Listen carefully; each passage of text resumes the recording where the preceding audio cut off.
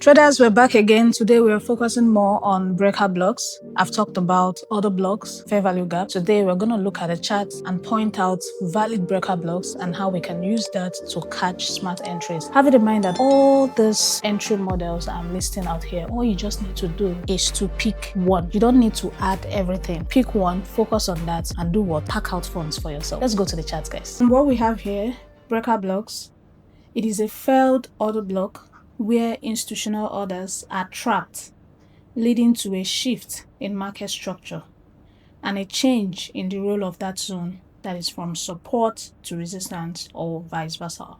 So from my illustration here, you can see that we got a break of structure here. So following the order block strategy, all we need would just be for price to come to this particular order block, tap in, push to the upside. Same thing with that of the bearish order block, for price to tap in, push to the downside. But then if price should come to that order block and break it, more like giving a change of character or further break of structures, that simply means the order block has failed. And now price coming to retest that failed order block is now what we call breaker block. You can also call it, break and retest. But then there are some, confluences you need to see present before you can decide to take trades from that type of point. It's not just about break and retest. So once price, pierces through an order block, that simply means the order block is no longer valid. And price returning back into that order block, that is what we call breaker block. And I'm going to show you guys how to actually catch good entries using this particular trading model. So just keep watching.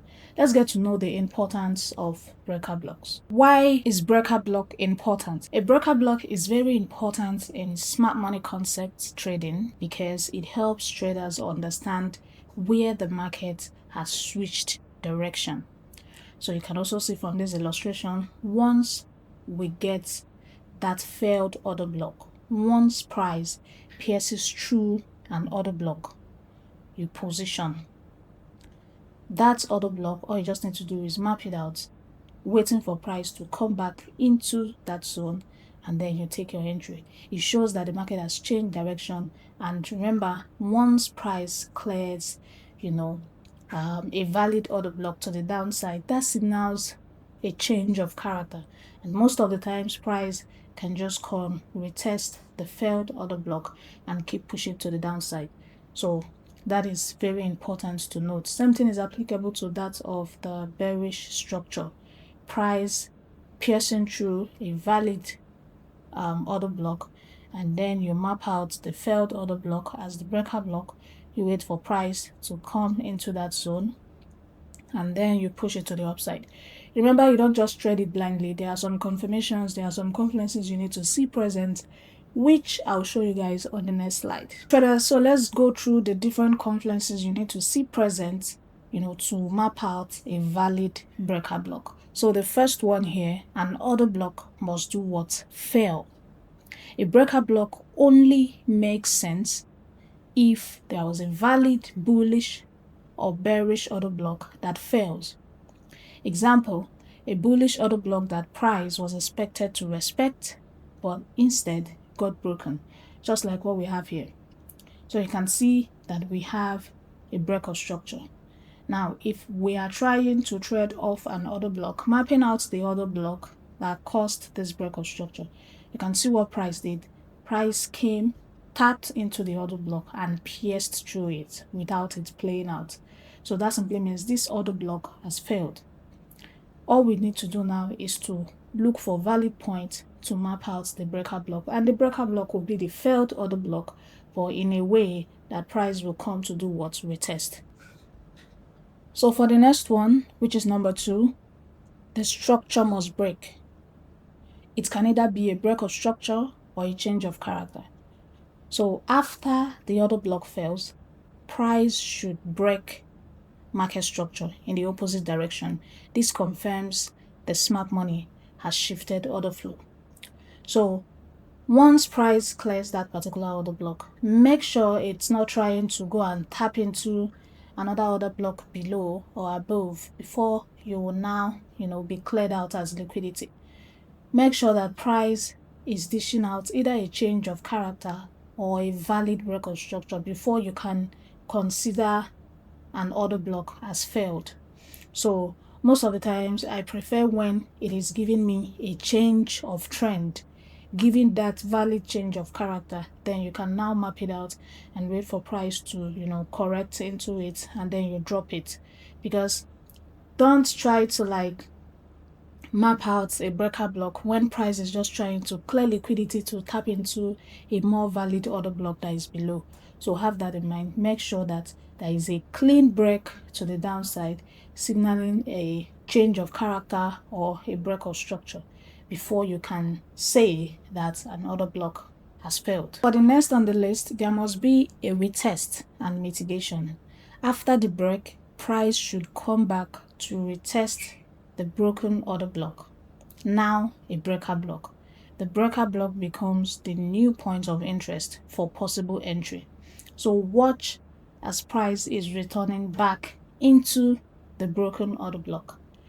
Wait for that rejection to happen.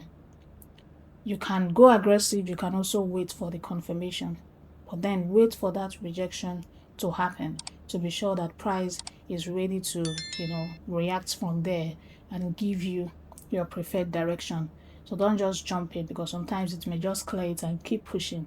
And that happens when price will just clear liquidity, tap into the right order block, and then you may be thinking there's a failed order block and price will just keep moving. So you just need to play smart with this. I'll show you guys the entry. Still on retest and mitigation, when you are trying to catch, a trade using breaker blocks, make sure you are working with the discount and the premium zones. So in a bullish scenario, the breaker block should be in a discount zone. Discount zone here simply means, cheap area for a buy. And then in a bearish scenario, it should be in a premium zone. And premium zone here means expensive area for a sell. So this adds extra confirmation for entries. You can see this one now is a bearish scenario. Price has gotten towards a premium zone, so an expensive area for a sell. So price has been tilting to the upside and then finally dished out a clear change of character, which simply means that the market has changed trend. So that is when it is most likely, going to play out. Because if you're trying to catch it when the trend is still very strong, no strong change of character, price is just tilting to the upside or to the downside, then you may just get stopped out because there is no clear change in the market structure.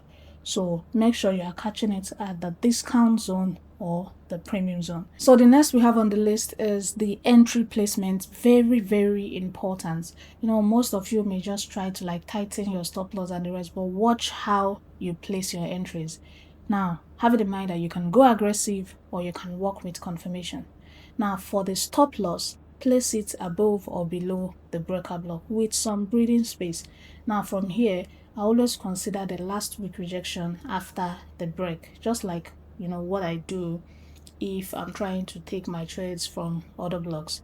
So look out for the last week rejection and put your stop loss a little bit above or below if it is a buy. I'll still show you guys a buy example. And then for the take profit, should be at the point of reversal. Be very realistic with your trade and watch the markets play out in your favor. Let me show you guys a buy example. This is an example for a buy. Now you can still go aggressive or work with confirmation for the entry placement. Now you can see where price failed here. That is where this order block failed after dishing out a very clean break of structure. Now price coming there, you can see there is a little accumulation, then after that price cleared it to the upside, giving a change of character or a break of structure. Now you can see what price did. Price came, tested it, which is now a breaker block. You can see it's breaker block retest and now push to your direction. So this is just how you need to approach it. You need to be very careful and understand when an order block has failed and how to actually take your entry. And before taking your entry, I will advise that of confirmation. Make sure that price is indeed respecting that point. Most of the times, price may just give you a little consolidation around the order block before it will break. That is, more likely to play out than when price will just clear to the upside or to the downside and it's coming to retest. So always work with confirmation when you are trying to take your trades using breaker blocks. And remember, for your stop loss, above or below the breaker block with somewhat breathing space. So here, just a little bit. I always look out for the weak rejection before the break, just a little bit below or above the weak rejection. So that is how you can catch smart entries using breaker blocks. All right, traders, thanks for watching. I have my VIP groups, that is the monthly group, yearly group, and the lifetime. If you want to see all these entry models play out in real time, you see traders catching smart trades with all these entry models, all you just need to do is pick one of the VIP group and join the private class so that you can kickstart your trading journey and start packing out funds. Don't miss out. I'll see you on the next one.